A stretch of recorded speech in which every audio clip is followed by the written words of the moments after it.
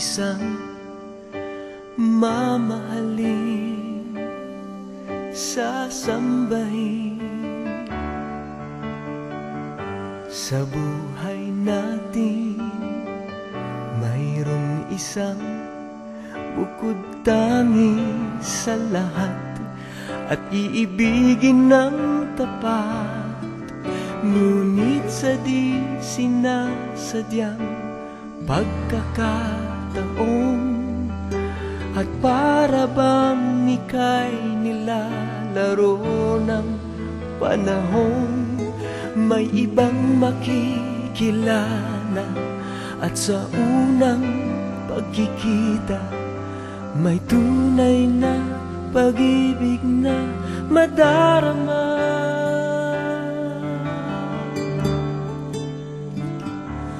Bakit ba hindi ka nakilala nang ako'y malaya pa, at hindi ngayon ang puso ko'y may kapiling na? Bakit ba hindi ka nakilala nang ako'y nag-iisa? Sino ang iibigin? Ikaw sana.